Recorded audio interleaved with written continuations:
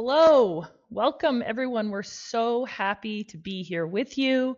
I'm your moderator, Amanda Bastoni, and I have a wonderful team joining me today to talk about how we can boost STEM anywhere using universal design for learning and drones. And this is a presentation and webinar that's co-sponsored by Robolink. We're really happy to have them as a partner.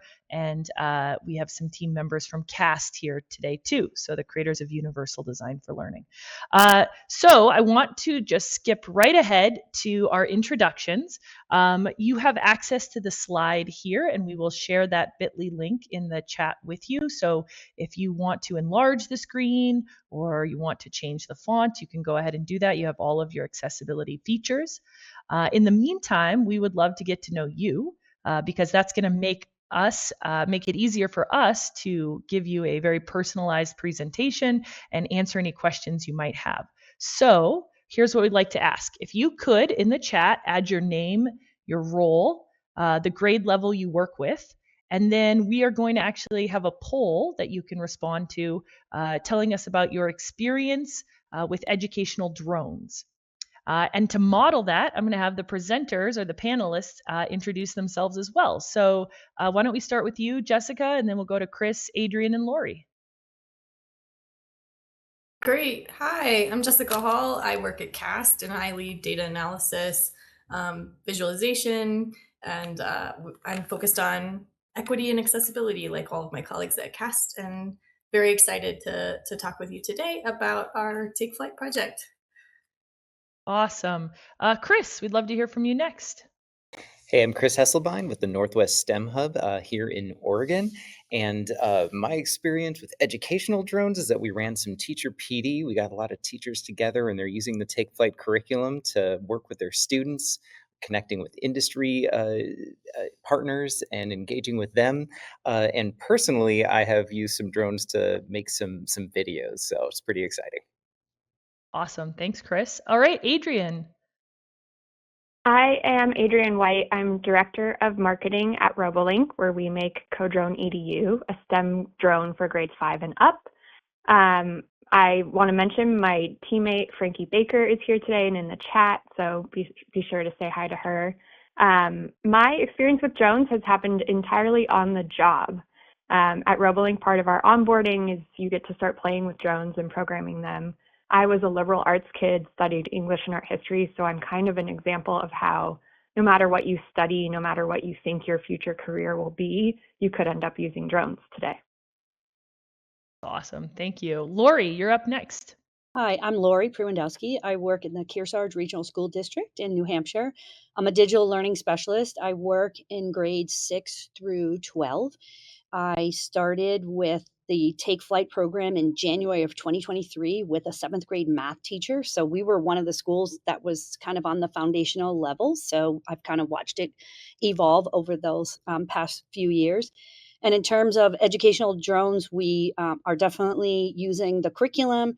We have an aerial drone competition team, and our facility also is an event partner. So we're actually hosting competitions coming up December 13th. That's awesome. Thank you so much, everybody. So what's interesting about the poll is we have representation from our panelists here as well. So people with no experience, Jessica, you didn't share yours, but I think it's limited drone experience, or maybe you want to chime in a little bit. Very limited. Yeah, awesome. So we have folks with limited drone experience. We have folks with after school drone experience. Chris, I know a lot at the Oregon STEM Hub. We had a lot of after school groups. And then Lori has tons of experience and has presented at Computer Science Teachers Association nationally. And Adrian obviously has a lot of experience from the job. So I think whichever of these roles, if you're new to drones, Take Flight is perfect. It's a really great introductory curriculum. But if you're wanting to start an aerial drone competition, it's great too. Lori uses a lot of the lessons to prepare her students for the competition. So just glad you're all here. Nice to know who's here, and let's keep moving forward. The agenda. I really like to know where I'm going and what's happening when when I'm in webinars. So first and foremost, ask questions at any point. We will answer them, but we'll also be asking our panelists to share their responses throughout the presentation. And what is Take Flight is the first topic we're going to dig into, just a little bit about the curriculum, totally free, totally available to you. What has the impact been? So some data, some research. Jessica will tell us about how awesome Take Flight is and how it works. Then we'll tell you a little bit about how Take Flight was designed. Here we have co-designed, meaning that it was created with educators, just like Lori. So Lori will speak to that. And then you might be wondering, but what does it actually look like in the field? And Chris will give us some conversation and some dialogue about what Take Flight really looks like. And then in the end, we'll tell you how you can learn more. So what is Take Flight? So Take Flight is a free drone program. It was funded by the National Science Foundation, so maybe it's not free. We all paid for it already. But it includes curriculum, handouts, assessments, professional development, and career videos. And we'll watch one of those in a minute. But Take Flight is not just drones. So it really starts with a Lego activity to build communication. Students fly some of these flying orbs, and then they fly drones, and we even now have some AI extensions, some ways to integrate AI into the curriculum. So we've built some things on. I just want to tell you, if you're familiar with Universal Design for Learning, Take Flight was created by CAST, and it has embedded Universal Design for Learning throughout it. If you're not familiar with Universal Design for Learning, the idea of UDL is that when we design for folks or students who are historically in the margins, so maybe our students with disabilities, our rural students, maybe girls or any other students who don't feel as comfortable accessing STEM. When we design for those populations, we actually make the learning better for everyone, right? We actually improve the learning for the whole class. And I know Lori, Chris, and Jessica and Adrian will talk about that a little bit more in the presentation. But maybe one example is something we learned during the Take Flight development of the curriculum. If you put a controller down in front of a group of students, say 3 students, the first student who's going to grab the controller is usually the student who has the most experience with controllers, right? That makes sense. That's often a young boy, right? And so what happens is any other students who don't touch it first kind of take a step back. In this curriculum and in UDL, we want to level that playing field, and we just have students spend the same amount of time with the controller. That's just embedded into the curriculum. But there's other UDL moves throughout the curriculum. This image here is just an image and a video explaining a little bit about UDL from the perspective of an industry like Nike. So feel free to dig into that on your own, but just wanted to make sure.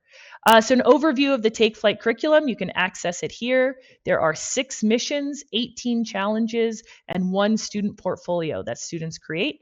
It's all Google. It's a Google slide decks, Google a website. So teachers feel really comfortable pulling materials down, removing materials that don't feel right for their classroom, editing and adding to those materials. Now I'm just going to show you some images. Take Flight has some activities. One of them is students learn to map their airspace. So this is a picture of students doing the Take Flight program in a hallway at their school, and this is a visual map they made of the airspace. We've been really excited with collaboration with Chris and the Oregon STEM Hubs. We learned that Take Flight can be used all the way down to kindergarten. We had educators who are using it at the kindergarten level. They had kindergartners coding, kindergartners flying the drones. And over here, you see some students from Polson, Montana, a summer camp in Polson, Montana, which also used the Take Flight curriculum. Take Flight has been able to facilitate, as Lori mentioned, some expansion. So it's been used in summer camps, and it's also been used to then build teachers' comfort level so that they can participate in competitions. And Lori's team has gone on to compete nationally. So congratulations, Lori. And then she even hosted a drone competition at her school. Really exciting. So I'm going to stop talking now, and I'm going to invite anyone who's listening to share their questions. But in the meantime, I'm going to ask the panelists to weigh in.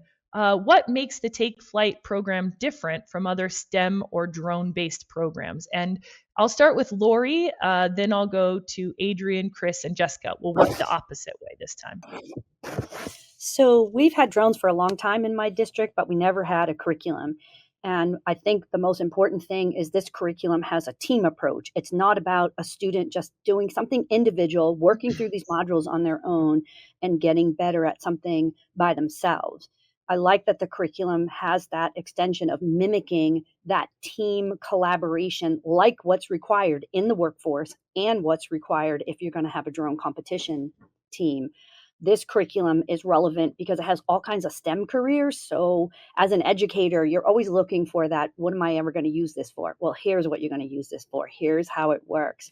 And I like that the teacher moves are all embedded in there so that there's research-based things that help us as educators really reach all of our students and not just those ones that are already good at STEM or already have some familiarity. It really, there's something for everyone, and it helps us as teachers meet all of those students' needs. Awesome. And Victor, I see your question. I'm going to jump on and respond to that in a second. Also, Elise, nice to see you. Glad you're here. Adrian, do you want to respond to this question? Yeah, just to piggyback on what Lori had to say, I think we do see a lot of drone programs in schools today that are more esports adjacent than STEM and CTE aligned. You hear about clubs doing drone racing or drone soccer, right?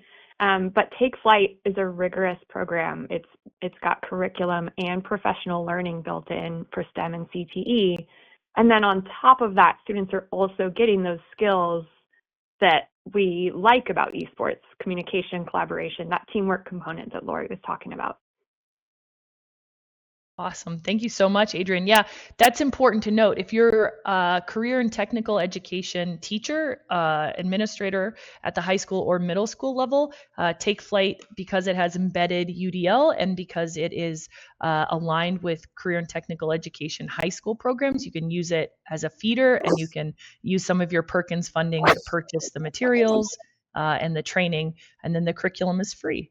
Chris, do you want to weigh in on what you think makes Take Flight different?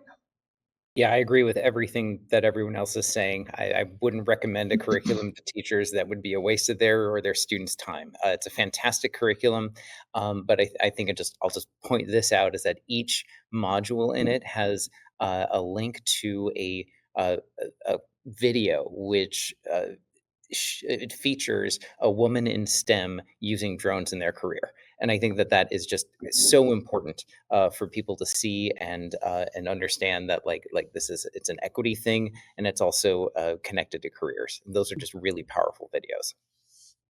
Thank you so much, Chris. Jessica, do you want to weigh in on this question? Sure.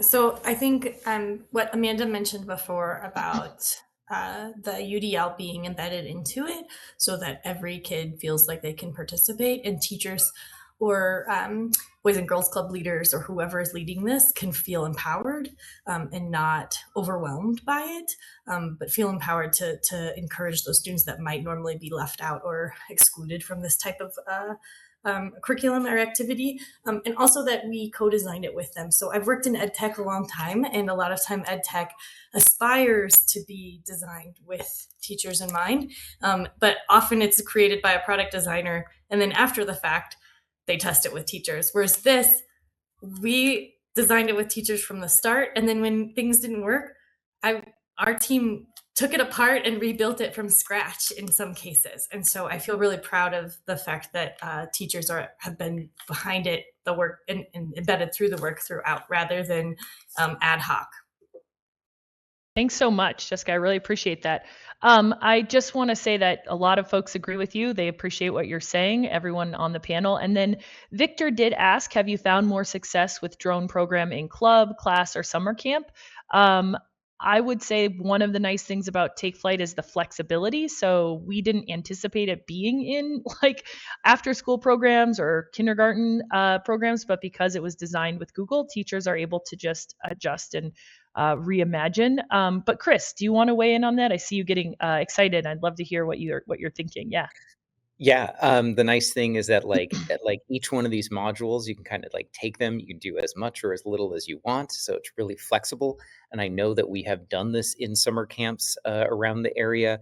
We have teachers who are integrated into their classrooms. So you could really have success in any area that you want. Yeah, fantastic. Thank you guys. Okay, so I'm going to keep going. What has been the impact of Take Flight? So we I just want to let everyone know that it's because Take Flight was originally funded through the National Science Foundation. It was run as a research study. We had over 1,000 rural 5th and 8th grade students participating. We had 100 plus teachers who have tried out Take Flight, 30 schools, 349 of students from 23 schools in 10 different states did complete the pre and post survey. So what that means is, we did this with a bunch of students, but we weren't able to get back all the pre and post surveys, although these numbers are very strong. And I also just wanted to point out that 88% of the schools were in highly rural areas. So we had this focus. We wanted to think about how do we make sure that rural educators who maybe don't have access to the same technology or industries in their communities and who also maybe don't have the same access to training can still make use of the curriculum. And so now I'm going to turn it over to Jessica to talk a little bit about the findings, the results. Yeah, so in this survey, we're comparing what they said after they did Take Flight to what they said in their survey that was completed before they did Take Flight. And these numbers here represent changes in the amount of students who were showing agreement to the majority of questions we asked about this topic. So for the first graph on the left, this one's about drone interest. So these were questions like, I know about many careers that use drones, or I think what we're learning about in Take Flight will be useful for my career. And so we had an 11 percentage point increase in the number of students who were showing agreement with most of those questions. And then on the one on the right, these questions were about career interest or sort of STEM career confidence. These included questions like, I believe I can have a career that involves STEM, or I want to take high school classes that would help me get a STEM career. And we saw about a 9 percentage point increase in students who were saying that they agreed to the majority of those questions. So this was great. We're showing increases not just in drones, like in thinking that drones are interesting or cool, but career focus as well, and increasing their confidence and feeling like they could be a STEM person, right? And that's really important in rural areas where there's a lot of research that shows rural kids feel very alienated by STEM and do not feel like they could be a STEM person or do not feel like they have STEM role models. So Gail just asked, do we have any stats on academic improvement? And I just wanted to let her know we have a white paper coming out with Robolink, which will go into more detail on what Jessica is sharing. It's coming out soon, and we'll share a link with you to that. There you go. Sorry. Yeah, great. Thanks, Amanda. And so then the one there we saw the biggest increase, which was expected, we hoped, because this was like kind of the like base level of the curriculum, right, was just flying drones and feeling comfortable using drones. So questions were things like, I can fly a drone through an obstacle course or in a box formation, or I can write code or use code to complete a task comfortably. And so huge increase in the number of students who were saying yes to those questions, that they agreed with those questions. I don't have it here, but I do want to mention that boys and girls, even though we had, like Chris mentioned, these videos that are showcasing women in STEM and lots of moves in the curriculum for teachers to make sure that girls or people who are normally feeling like they don't fit the STEM stereotype, making sure they're not excluded, that the boys did not, show any less engagement with this or less agreement with these types of questions we asked. There were some differences in some of the other questions where we didn't see as much movement, but overall, this benefited all of the kids in the class, and it wasn't just like only girls were showing these increases. The awesome thing about Take Flight was it showed increases for boys and for girls, or for students that feel normally maybe excluded from STEM. Yeah, awesome. Thanks, Jessica. Great. And I think one of the important things to remember is the research tells us that when I feel more comfortable with a skill, so if I feel more comfortable coding and flying drones, then I'm going to feel more comfortable in the class. I'm going to think about it as a career for myself in the future, right? So this improvement in drone skills associated with drones, whether it's coding or flying, really is a great indicator, and we'd love to dig into this deeper, but to see how that's linked to then confidence in STEM career and interest in STEM career. So we have some resources for you. That we have a one pager about the findings, which you can download through the slide deck, and we can share that link to you. We also here Robolink has some awesome grants so that you can buy the drones and get connected with the competitions. And we have this white paper coming out. So please, if you are at all interested in learning more and having the data to kind of sift through or more robust research, please sign up for that white paper. We'd love to hear from you or share that with you. So based on this section, the impact, what is the biggest impact of Take Flight been on you, your students, or your learning community? And this time, let's start with Chris, and then we'll go to Jessica and then Lori. So I don't have, too many stories from the field, but I do know that during the PD sessions that we held with teachers, we brought in industry partners to talk with the teachers about how they use drones in their industry or at their community colleges. And the teachers' minds were just blown wide open, being like, I didn't know that this was so useful in so many different fields. I had no idea that drones could do that. And by them having that excitement and sharing that with their students, I think that really, moves the needle when it comes to interest in STEM careers. So I think that's one of the things that jumps out at me first, but I'll let some other people share as well. Yeah, that's great. Thank you, Chris. Lori, do you want to share the biggest impact Take Flight's had on you or your learning community or students? Okay, so for me, being an educator, a digital learning specialist, I'm always going into the classroom trying to get teachers to try new things. And we've talked about UDL, and I thought that this curriculum was like a sneaky professional learning, because by having all the UDL embedded into the curriculum, all the teachers who did it with me, we kind of learned all of that as we were doing the drone program. So it was not one of those things that you just read about and you think, oh, maybe I'll try that. I mean, you were doing it. You were doing the UDL as you were working through that. And, I'm kind of at this twilight part of my career, not thinking there would be something new that would come along that I could do. And it has just gone crazy with all of the opportunities. The students, for them to have more hands-on experience. And I will say that our female students who did take flight joined the drone competition team to be a coder because they weren't comfortable with the manual flying. But once they coded and they saw they could control it, they were like, yeah, we want to fly manually now too. So the coding got them on the team, and then they participated straight out. So whatever you can do in the classroom, which Take Flight is going to get those all students coding. And then in our learning community, for me, the teachers were able to see that kids need to do hands-on learning. They can't just do these small things and call it STEM. That drone has to get up in the air. It has to move forward. And the engagement, I think, was just changing, made significant changes for the teachers who participated in the program with me.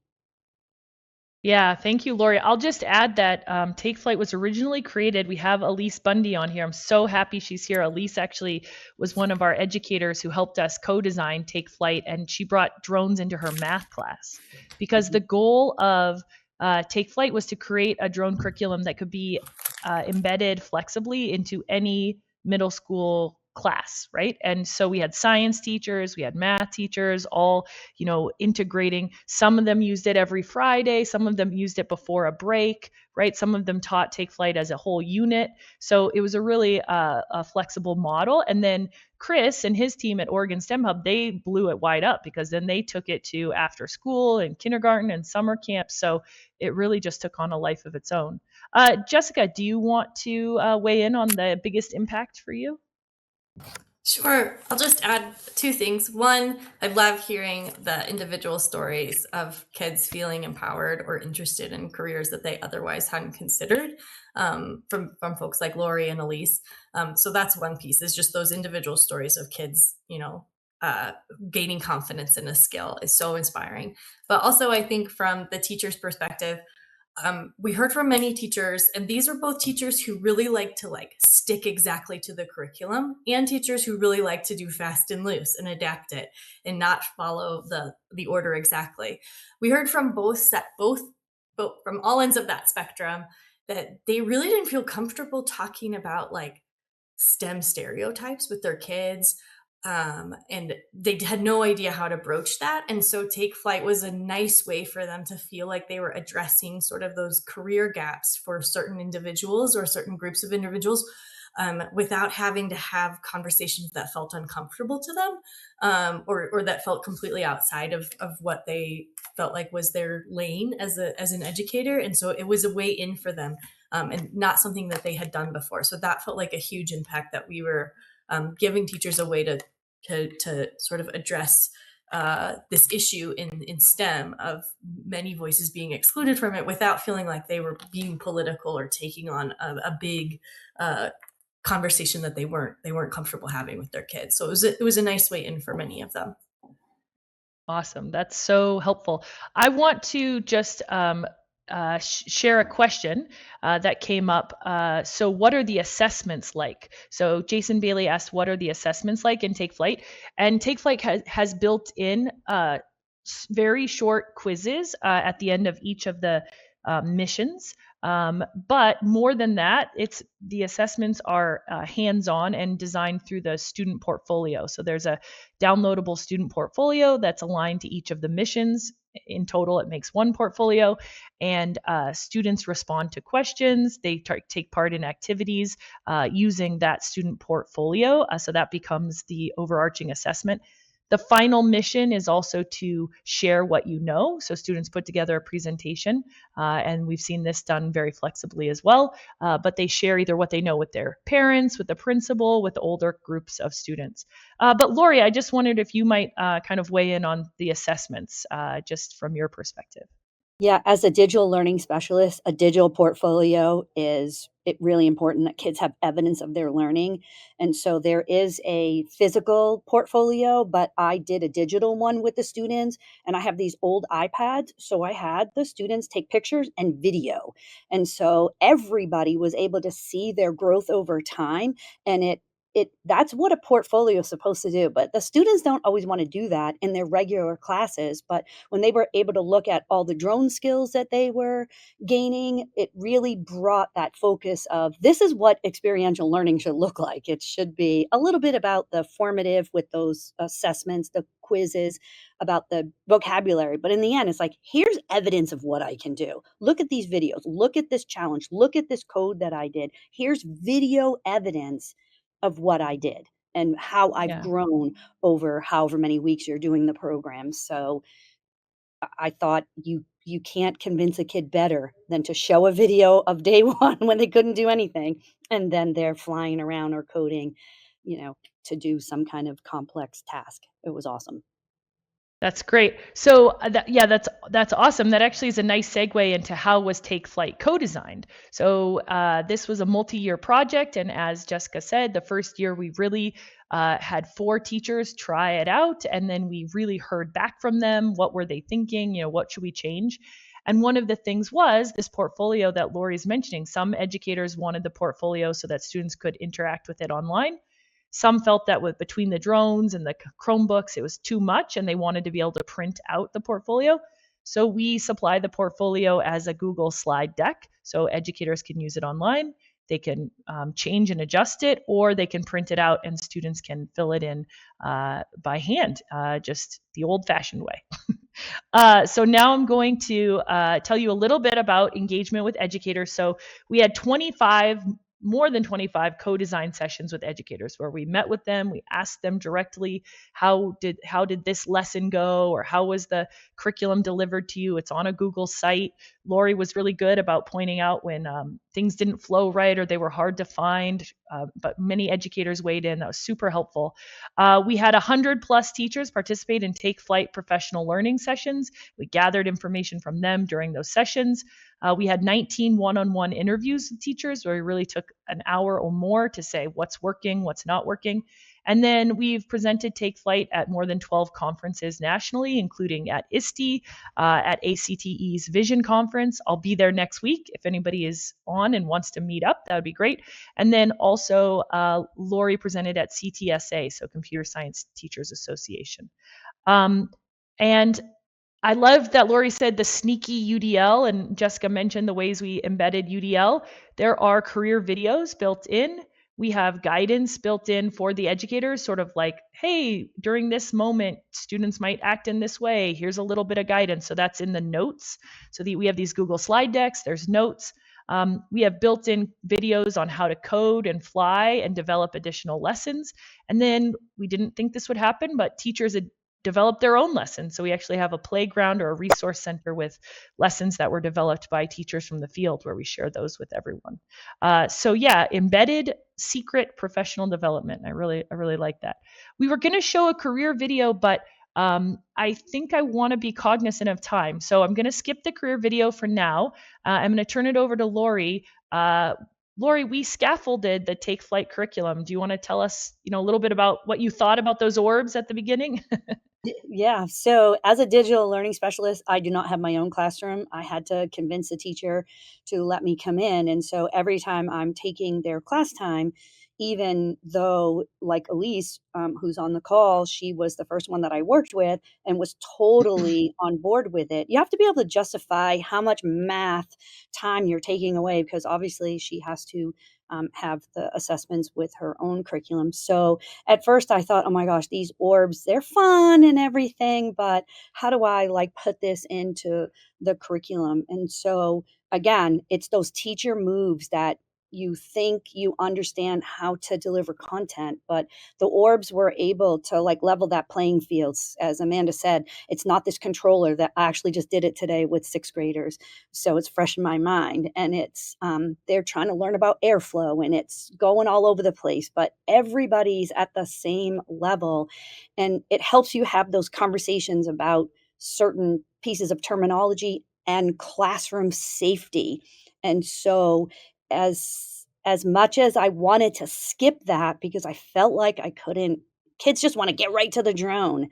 But if you do all these moves in this order, you're going to capture all of those reluctant drone flyers, not just females. There are males that are scared of controllers, and they're more embarrassed, I think, in front of their friends. So the orb is fun. Everybody, it's all over the place for everybody. But within a class period, they can refine their technique and they just gain so much confidence. So they were Lori, keepers.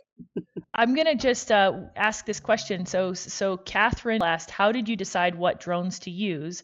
I have no drone experience, but I have heard they're fragile and breakable, and I'm fearful to give them to kids. The reason I want to kind of chime in here is that, Catherine, you're not alone. Most of our teachers had no experience with drones, and that was definitely their first fear and their initial reticence and reluctance, which is one of the reasons also that we scaffold with, yes, and Elise said we broke quite a few, that we scaffold with orbs. So we use these orbs so that you can create norms, safety norms, and drone usage norms with an orb that costs $25 from Amazon versus the drone, which might cost $250. And then I will say we went through a number of drones. Lori can speak to this. We tried a lot of different drones, which ones work the best in the classroom.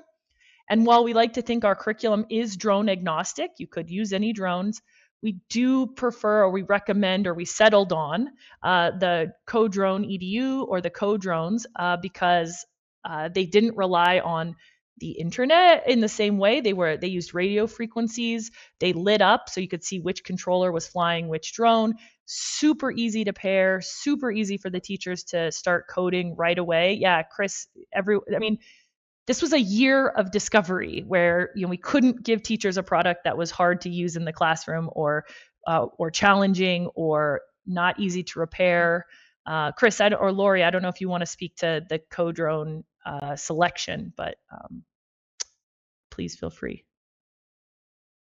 Yeah, just the co-drones work in large numbers in the classroom. There hasn't been a lot of interference. You can tell which one is connected to which one.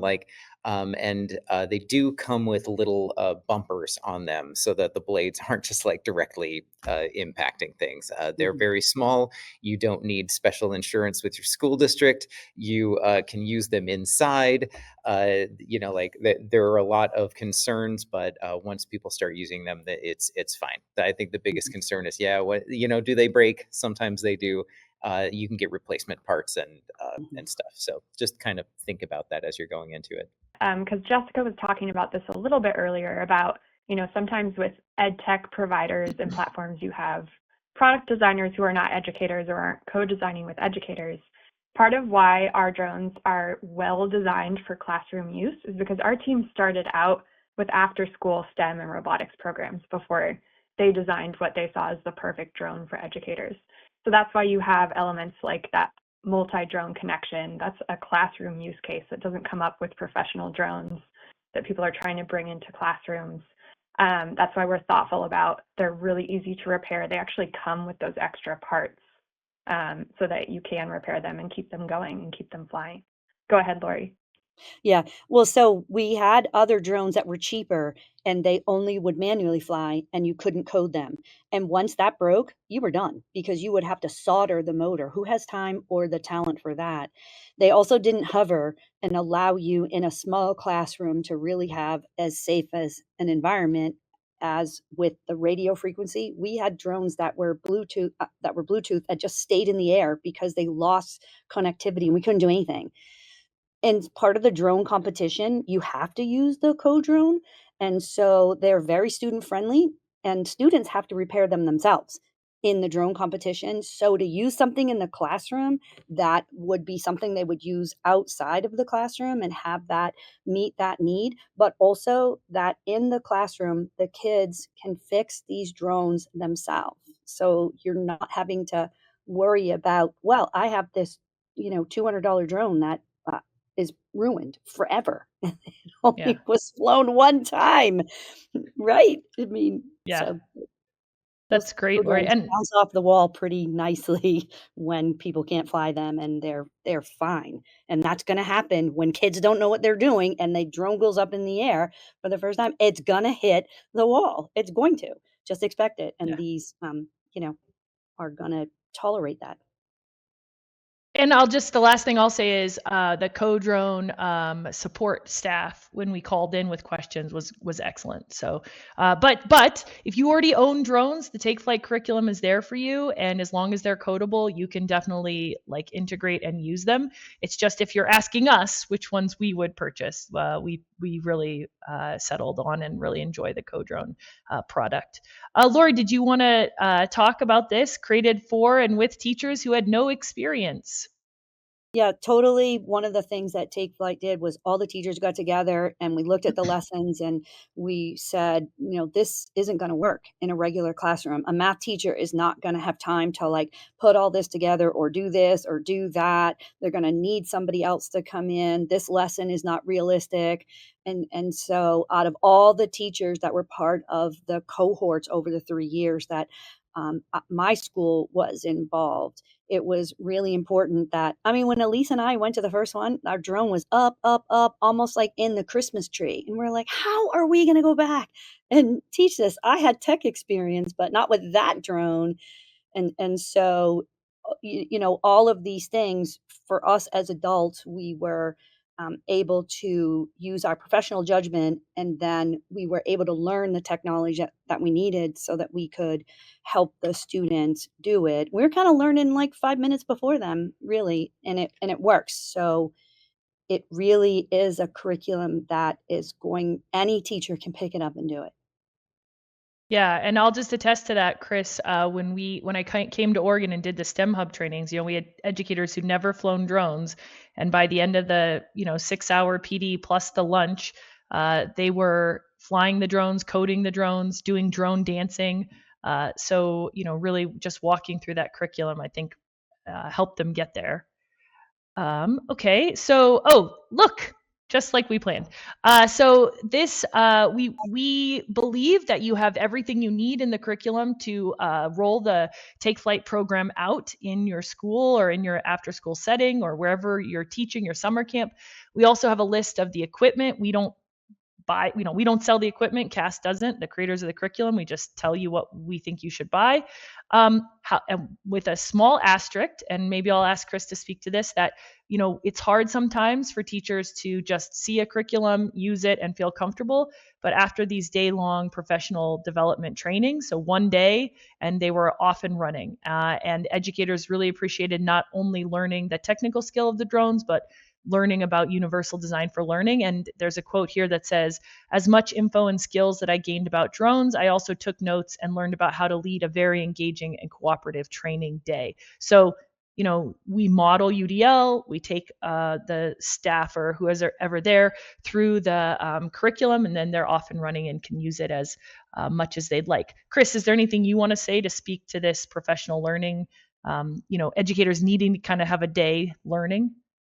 Yeah, it's with everything with professional development, right? You need first of all a good curriculum, a solid set of teacher moves and student outcomes, and that's what CAST has delivered with Take Flight. So you have this great idea to rally around, and then you need the equipment. And we've been talking a lot about drones. The Oregon STEM hubs, we are organizations that go out and look for grant funding so that we can, bridge those gaps in rural school districts. So we were able to supply funding to help get drones in there. So now you have the curriculum, you have the equipment. Then the next thing is you need teachers to be feeling comfortable with this. And the only way to do that is actually just to spend some time and get hands-on. And that's what we did with our teacher PD. You just need the hands-on time with it.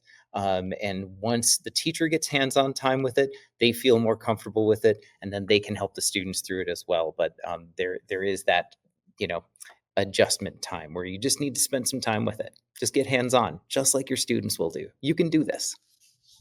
That's awesome, Chris. Thank you. So I was going to ask this question: how has Take Flight shifted educator practice or confidence in teaching STEM? I also want to leave a little bit of time for Chris to share from the field. So have we seen any ways that Take Flight has shifted educator practice or confidence in teaching STEM? And Adrian, I know you just watched Lori do a training in California, so I also didn't know if you wanted to speak to this one. I did. I got to sit in on one of Lori's professional learning sessions at Fullerton College. So she was training and really working side by side with educators from the elementary level up to high school, and even college, I think, Lori. So yeah, I think the confidence piece is what really shifted for people there. Some of them already had experience with drones, some did not. But I think where everyone felt a big shift was confidence about UDL. I think we've touched on it already, that it's not something that educators are necessarily trained in. And so and it's one thing to see a list of UDL guidelines. It's a very different thing to have UDL resources and those guidelines built into the curriculum the way they are.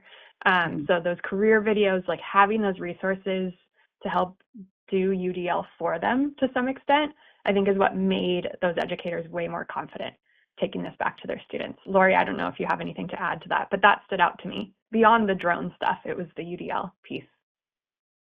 Yeah, that is the piece of it. It's one thing to have this curriculum, but it's another thing to have the research-based professional moves in there that you're learning at the same time you're doing, and you're not going and figuring it all out on your own. A bunch of teachers that you trust and an organization like CAST that you trust, and you put those two things together and come up with something that helps you be a better educator, a better STEM educator, just better at every other thing I do for tech integration, got better. Even though I was focused on drones, I took all of that UDL expertise, and I just put it naturally into everything else I'm doing. And it changed the last 3 years of my career so far. Awesome. Thank you so much. So what does this look like in the field? Chris, can you just tell us a little bit about what your role is? What were the STEM hubs? Why did you bring Take Flight in, and kind of what's next? Yeah, in Oregon, we have a statewide network called the Oregon STEM Hub Network, and we are in the Northwest region of it. And our job is to help bring access to STEM experiences to underserved populations, and that means either in the city, certain demographics there, or to be serving rural students who just are far away from these STEM learning opportunities. So when we saw the Take Flight program, they were offering um, hey, if you sign up and you get selected for our study in our program, we'll offer you a kit. Well, as somebody who's designing professional development, I'm like, I love this curriculum. It's really great. But I'm not going to run professional development if the teachers don't have access to the equipment as well. So I wrote a grant. We got some money for the equipment, and then we put all those three pieces together. So, like I said, we had the curriculum ready to go. We had the funding from the grant, so we were able to provide equipment, and then we had the hands-on teacher day to work on that confidence. And once you got all three of those things together, it started moving. So we're lucky in Oregon, like I said, that we have these STEM hubs that are able to find resources and bridge those gaps. So our STEM hub, we actually donated the kits directly to schools for teachers to share. In other STEM hubs, they have lending libraries, like regional lending libraries, and the kits are hanging out there. So as long as a teacher feels comfortable with the curriculum, they can just like pick up the drones and use it for a couple weeks and pass it on to another teacher. So it is tricky. I saw in the question in one of the Q&A things in there is like, is this available to schools that are like low resourced? And like, well, yes, the curriculum is available. It's just a Google site, and I would highly encourage you to just like click through there and check it out. So the biggest barrier is then the teacher comfort and the access to the equipment. I think for a classroom kit, it was around $2,000 to kind of get a classroom kit together, and that kit can be shared between schools in a district. But I think that's a very rough estimate, but that's what we were kind of looking at. So, and then you can see in the chat, there is some grant opportunities. So you just got to, look for those opportunities. There's also, GoFundMe and other things. And you could also ask your CTE department to use Perkins funds to buy drones, because if your high school CTE teachers are really interested in getting students interested in taking their courses, they might want to start this drone work early and get kids thinking about careers. So your CTE teachers at the high school could use Perkins money to buy drones for your school, and you might be able to like move the needle that way and start getting kids engaged early. So that's kind of what it looked like out in Oregon. And then the last piece was that we brought in community colleges and industry sponsors to talk about how they were using drones in the field, and they have continued those relationships and visited teachers in their schools as well. So it's been really great, but you got to get all those pieces working at the same time for this to work. Thank you so much, Chris. This is great. And you can just see some teachers here from Oregon experimenting, working in teams, getting really excited about what they're doing. So our last question, and then I'll see if there's any more from the participants here. And I know Adrian and the rest of us, we also have some resources we want to share. But is there any advice you would give to educators interested in increasing access to or boosting STEM engagement in their classrooms? And this can be advice. Obviously, we want them to go check out Take Flight and buy CoDrone EDUs, but is there any advice that you would give them, big or small? Yeah, I'll keep it quick. I would just say be open to being a lead learner, meaning trying something new alongside your students. I think we have a large group here who hasn't used drones before. So I want to highlight that. We are, in my context, we're hiring right now at Robolink, and I can't emphasize enough how, skills, education, the resume, that's one factor, but I'm really looking in interviews for how people approach projects. Can they handle an ambiguous project like you encounter in tech, where things change quickly, where all the steps aren't laid out because we're doing it for the first time? Can they start with just a problem or a goal and work with others to design a solution? And I think those are things, again, just like diving into something new like drones, or it's something that you kind of get taught and learn with UDL as well. So that's my advice. Great. And Lori and then Chris? Yeah, so my feeling is don't let this opportunity pass. I think about all the things I've done with STEM with robots, and there's something about that Z axis when that goes up in the air in the classroom. It is beyond engaging. You cannot listen to a news article or watch TV without seeing drones doing all kinds of things. Don't wait for you to know the stuff. Elisa and I didn't know anything. Even though I'm a tech integrator, I didn't know anything about any of this. And we just said to the students, we're going to learn it with you, and we're going to model what it's like to solve these problems and figure things out. And I think the biggest thing with this is that kids get a lot of, when they do athletics, they get a lot of that bonding, that all of those other things that you want kids to have. Where does that ever happen in academics? Well, when we use 3 kids, 1 drone, 3 kids, so that there were only like 9 drones in the air for 21 students. And so they had to work as a team, and you could see some of that collaboration like you get on an athletics team when you're trying to work together and something's not working and you're trying to problem solve. It's the best group work that kids have ever done, because we know middle school kids hate group projects because one person does all the work and everybody else gets the same grade, but not with something like this. It is going to change this excitement, and then you're going to be able to draw on that for every other lesson you do the whole rest of the year. Remember when we did this? We're going to do the same thing. We're going to look for this problem solving and so on. So don't miss this Awesome. opportunity. Chris, is there anything you want to weigh in on? I mean, This just in last bit of general for advice. getting more STEM into classrooms, right? Like I always challenge teachers to be like, look at your whole curriculum for 1 year and just choose one unit and say, what kind of thing could we have students make to show their understanding? Or what kind of problem could we get to do, like something hands-on? Just like choose one thing, do it once. And you don't have to be an expert in it. You can let the project lead the way. You are there, you are, a producer, you green light the activity. It doesn't mean you have to do everything for it. So allow your students to try new things, get them hands-on, connect it to concrete opportunities for future careers for them, get them to understand why this matters. And like Lori was saying, then those problem solving skills, those will transfer to other places in your curriculum. But start taking the step, get kids hands-on, get them connected to careers. They'll find deep learning, deep meaning. And don't let your fear of something new prevent your students from learning something this year. That's awesome. Awesome. Okay, everybody. So I added my email in the chat if you have any questions about the Take Flight professional development.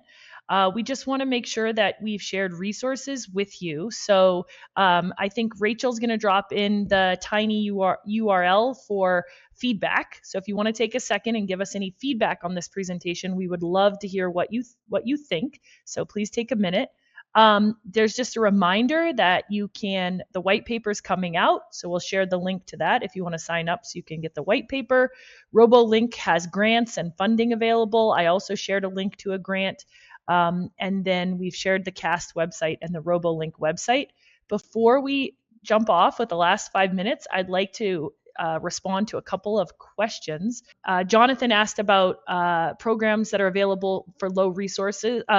Is this program available? Chris answered this very well. The Take Flight curriculum is free. The full kit, including the CoDrones, extra batteries, extra chargers, the 4 orbs. So what we're calling a classroom kit runs you about $2,000, $2,500, something like right in that range. So hopefully it's affordable, because after that, all the PD and curriculum are online. Let's go to the next question. Yes, Kristen, thank you so much for being here. She loved the findings on paragraph 2. So Mark is saying we started with 1 CoDrone. We had quite a few repairs already. Mark, I'd say all drones are pretty fragile. We like to have the orbs available as that like first learning situation or setting. But we recommend what, Lori, I think 9 drones for a classroom, and the kids, work in groups of 2 or 3. Oh yeah, Kristen saying another tech STEM skill mastered, right? Fixing the equipment. So drones include so much more than just flying. The coding, the fixing. It's really wonderful. April asked, have any of you heard any of the latest updates about using Perkins for specific drones? In particular, I'm thinking about the ones that meet federal requirements. My understanding, April, is that the drones have to be, they can't be, this is why we no longer use the, oh my gosh, Lori, what's it called? There's a certain drone, the Tello drone, because of the requirements of having the drones here in the United States, made in the United States. And Adrian can jump in, but my understanding is that the CoDrones meet all of those requirements, and we've had schools across Oregon using Perkins funding to purchase these drones, even using Perkins funding at the high school to purchase them for the middle school, and then using them as Chris mentioned earlier, as this like connecting point between the middle school and the high school. How did Career Connections impact student engagement in the program? I would love to hear from Chris or Lori about this. I know Chris talked about during the PD, we actually brought in amazing, like a group in Oregon who used drones to like chop down trees, because that's a commodity in Oregon, right? And people loved meeting them, and they brought them into their classrooms and things like that. But Lori, maybe you want to speak to just real quick. We have 6th graders do a plant project, and one of the videos is about a lady slipper, and in New Hampshire, the lady slipper is. And so this girl was like, I never knew that this biologist you could do biology and the drone would just be a small piece of that. They're thinking like, oh, I have to fly drones for search and rescue, and like I'm coding all the time, but it's like they don't really necessarily only want to do that. But seeing all these different videos, it's like, oh, I can be a chemist, and then I can help with this drone that's going to Saturn's moon. I can be a biologist. So the kids get to see drones as part of this bigger career, and it's very eye-opening for them. Awesome. So I think I would just ask everyone before you leave, with 1 minute left, remember to reflect. Has this presentation challenged you? Has it affirmed anything you already do? And the big question is, what will you do now? And if you have a minute and you want to throw that in the chat, we'd love to hear what you're about to do now. But otherwise, I just want to thank Jessica, Chris, Adrian, Lori. I really want to thank Frankie, everyone from the EdWeb team. And it was so nice to see you, Elise and Kristen. It was so great to see you guys, and anyone else who was involved with Take Flight who was